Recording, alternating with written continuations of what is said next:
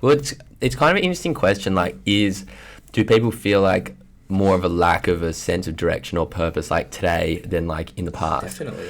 And like why that is, and like why you would, like how you would address that? Because my gut feeling is like, if you're like, let's say you live like 5,000 or 10,000 years ago, like hunter-gatherer society, it's like, all right, what am I doing? It's like, all right, I need to get food because we're all hungry. It's like, all right, for that next 12 hours, you're going out and hunting, like to try and get some protein for the tribe, right? And then, you got to protect your tribe from other tribes. And that's kind of like, that'll keep you going for a while. Like that'll stimulate you. Like you're constantly in contact with like the most primitive aspects of like your existence. It's like probably like your hunger, your dominance, and like your sex drive. And then today it's kind of like we've been able to tame the world so much that we almost live in like these abstract like conditions where like our adventures are like, or how we go and prove ourselves against the world is like, well, you need to make a whole lot of spreadsheets, and like that's fine for corporate finance. well, that's okay. Well, that's finance. You need to go and make a whole lot of phone calls selling insurance. Like, there's and like it's an improvement in society, and like we're not having to, we're not going hungry. We're not getting attacked by other tribes. But at the same time, it's almost like we're maybe evolutionarily trained to be like, or to feel like we're involved. What do you think? I definitely agree. And Adam, I think you just disagree. No. You looked at me before when I was like, it's harder to find meaning in today. And there's 4 words for that: the paradox of choice. So this is I think a very common thing now that psychologists have looked at is that when people have more things to choose from, they're less satisfied with what they do choose. A very like quick example of that maybe, I think everyone's experienced this when you're scrolling through Netflix, you're trying to find something to watch. You don't really end up watching anything. It's been half an hour, 40 minutes. When if someone just gave you one movie to watch, one DVD your mate gave you, you're going to watch it, you may enjoy it. So there's been studies about this, that you have decreased satisfaction when there's more choices on offer. And I think we live in a time with the internet with so much opportunity, and there is a lot of choice. Couple things to say. So I think the point about the survival, I think that's very true, in the sense that when you have an instinct that you just need to survive and you're not like caring about sort of thriving yet, then you're just focusing on the sort of here and now. And you see during wartime suicide rates actually go down, like during the actual time of the war, because you've sort of got this nation bonding together and there's a sense of community. People have this sort of purpose, as opposed to peace times. But I also think you've got to be very careful in making the generalizations about the whole meaning then and now, because I think the way we get meaning, it changes. So people used to do a lot more labor jobs. Now people are doing more white collar jobs in computer, but you can still have meaning, purpose, you still have goals and aspirations.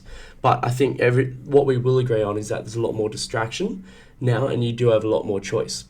So I think you still have the resources to construct meaning and have a happy life, but we do have phones, we do have laptops, and it is easy to get sort of sucked into that. But No, I definitely agree with that. And all I'm trying to say with that is that the reason I think it's harder to find meaning now or a purpose than back then is just because of the more choice. And I think having all of that choice confuses people. But then paradoxically, just the opposite of that, a lot of people would say it's easy to find meaning now because you do have that more choice. Let's say if you could choose between like fisherman, an accountant, if you want to start or like a doctor back then. Now you can do, you can be like a yoga instructor now. So, Yeah, I think one interesting point is like the role that religion plays in society. Like previously to like maybe 100 years ago, religion, like maybe 200 years ago, was just like dominant, and it would like provide like a structure of meaning, and like everyone's just super invested in that. And then like this, what I understand is like when Nietzsche said God is dead, he doesn't really mean like there's no God or God doesn't exist or whatever. He said that like we as like societies are not invested in the idea of the God such that that gives us meaning in our lives. And so then when we transfer like our conception of the world from like a conception of like from the Bible of like narratives and God and like good and evil to like a conception of the world which is like science based and objective, of like some existential angst. Of like objects and we perceive those objects, then we act. It's like we're not oriented in like any kind of centralized way. I think it's the orientation and the meaning from like religion, but also 100 years ago when everyone went to church, I don't think everyone would have been fully invested in the scripture and what God said. A lot of people probably didn't believe it, but they just wouldn't have said it. But it's the community and bringing people together, which is also really important, which we don't have. So like, yeah, people don't believe as much, but we also don't come together as in a group of 100 people, sing, dance, and then have food with each other on a Sunday morning. Yeah. Like, that's sort of getting less because we can retreat to like technology. That definitely gadgets. would give you like an element of that structure that you talked about with like that And psychologist. not even structure, but community is just something. But you mentioned before the meaning in university, and I think that was a big thing because in high school you have these organized sport, everyone plays team sport. That's meaning. You see the same people every Community, day. There's meaning, community, right? And I actually wrote an essay on this for a subject we did, the philosophy of happiness. And basically what the essay was that people were happier. People who are religious are happier because they have these things, a sense of community, because they're grateful for everything in their lives on a weekly basis, and because they have this sense of purpose. It's not necessarily just believing in God. It's all the other stuff that comes around. Yeah. But if with that knowledge, we can then incorporate those things into our lives to potentially get the same kind of... Well, I think, like, I'm not very religious at all. Like, I would say... Well, anyway, my religious stance is neither here nor there, but I think there's definitely opportunity to kind of like, I think, replicate some of the best things about religion and leave behind some of the worst things. But at the same time, it's like, if you look around, where are the atheists like going to having their version of Sunday morning church where they all go and help each other? It's maybe not something that can just be replicated. Do they, like it could happen, like you could get everyone coming around and reading like Marcus Aurelius meditations, but it's just, you don't really see it. But it's like, is it, how do you fill the gap? How do you fill the gap? Like Nietzsche said that gap when God was dead is going to cause the deaths of 200 million people, which is actually scarily accurate. Scarily accurate. In the communist regimes, and so then it's like, well, how do we fill that up? Any ideas? Big question. I think through deliberate practice. So I'm sure there's a lot of people, and I'm just being really stereotypical here. Let's say someone that lives in Bondi, they do morning yoga practice every morning with the same group of people. There's your sense of community. They're invested highly in their friends. They get dinners quite regularly. They're social. They live around that area, so that's a sense of community, right? I have no way of telling whether that's going to be the same calories that you get at, let's say, a church or a mosque or something like that. And then the gratitude thing, I think everyone can do that. I think gratitude is something everyone should do every morning because it just puts you into this frame of mind. There's a lot of scientific research behind it as well. So those two things are there, but then the sense of purpose, it is objectively, I think, a lot harder to get a sense of purpose outside of religion than within religion. Well, I think it's definitely like, I think the Bible provides like a good, and you can say whether they're true or not objectively, like do prayers get answered? Well, you're not going to be able to prove that or disprove that, and it's probably leaning towards maybe not. But at the same time, like, that might have, like, that old story, which is just a narrative, might have been like harnessing maybe like the law of attraction, and like when you pray and you thank God for all the things that are happening, like count your blessings, these are things which you kind of know are good. And so if you like leave religion behind, maybe I think it's like very hard to actually come up with that stuff on your own, because like all of those practices which were like embedded in the religion or embedded in the Bible would have probably happened from like just incremental developments for like 100,000 years, and then you get the culmination in this book like the Bible, which has all the best stuff in it. So after like its own evolution of like cutting out the least useful stuff and getting the most useful stuff, you get kind of like a church or a Bible.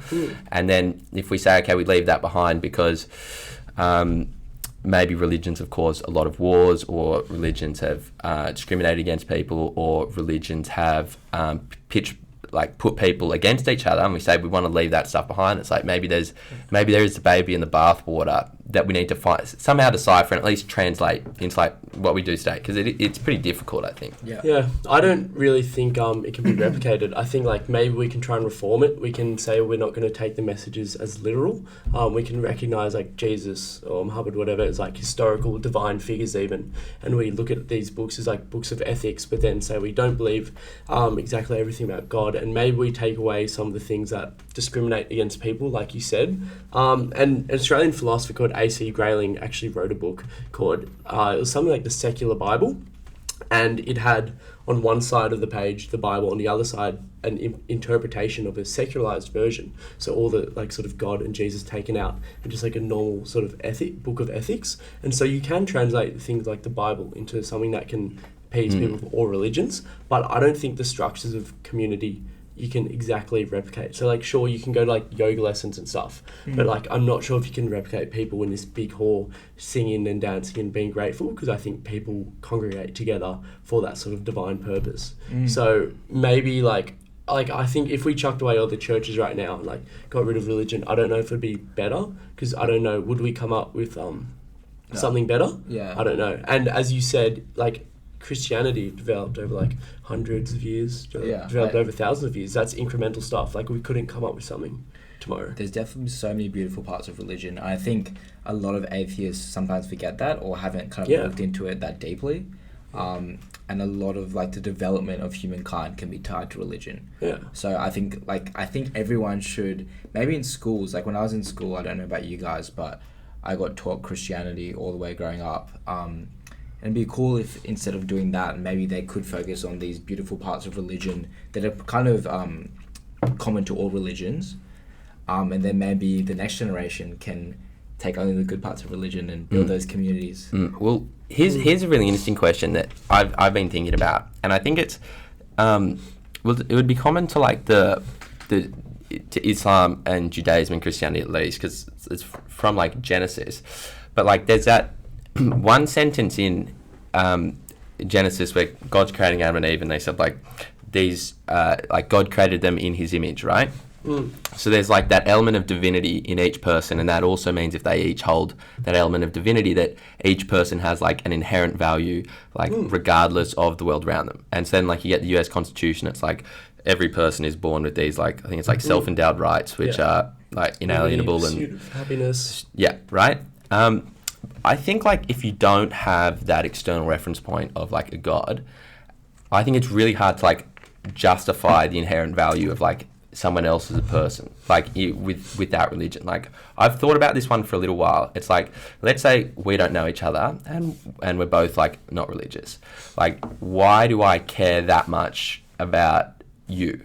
Like why are you just naturally important? Why should I care if you get like treated fairly? Why should I care if you have like legal rights and that's the like whole political sort rights? of question about human rights. So like the UN has this constitution and it sets out really strictly what exactly our human rights are, but you get to the foundation of it and it's like, wait, there is no foundation, we just made up this. So it's like it is very hard to justify why like you should have access to education, why you should be able to have your own opinions. Like when you get to the bottom of it, that's very hard. I think like intuitively we know like it's a good thing to have these sort of rights, but it's very hard to feel yourself to the bottom of it. I don't know how true this is.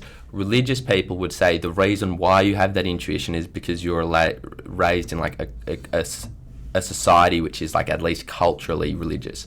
So like you kind of like whether you know it or not, when you were raised, you had, even if you didn't believe in God, you had like fundamental values from the Bible that were like instilled in you from a child. I think a lot of the values that we hold high as a society, those do come from like Christian values. But let's say we'd kind of left the Bible behind and we didn't have that external reference point of God that kind of like concretes the morals. Like I think it's very hard to replicate that every person has like an inherent value. And I think if you don't have that replicated in a way which is kind of like concrete, I think then you can get into kind of like dangerous territory, because there's no shortage of reasons why you might dislike somebody else. And if you have a dislike of somebody else, it's very easy to say, well, I don't really care what happens to them. But are we talking about people outside of your own immediate family? Sure, yeah, it can be outside your own immediate family, yeah. Like can be people. I would argue that people, like from like caveman times, people have this, and like an individual has an innate desire to survive, right? We all agree on that. And I also think that an individual has an innate desire to protect their family. And it'd actually be really interesting, because I was reading a book recently. It's called Social by Matthew, it starts with L. I'm sure we can put the link in the description. We'll just look up Social by Matthew L on Google. We'll just get a small bottle of whiskey out. Just my regular nightly size. But the book is all about how humans are wired to connect, and it's so innate within us. And you know how you meet those people that are like, oh, I don't like talking to people, blah, blah, blah, blah. That usually comes from a point of insecurity, and that literally all humans are wired to connect. And I don't know if this connection, he doesn't dive into whether this connection is a positive one or a negative one, but I'd be interested to look into that more. Yeah, I do think we have like an intuitive drive to like sort of help one another to some extent, and to connect with other people. But and I also coming back to the meaning thing, I think bringing other people up alongside yourself it's gives the a most lot of meaningful people thing, meaning, yeah, right? Of course.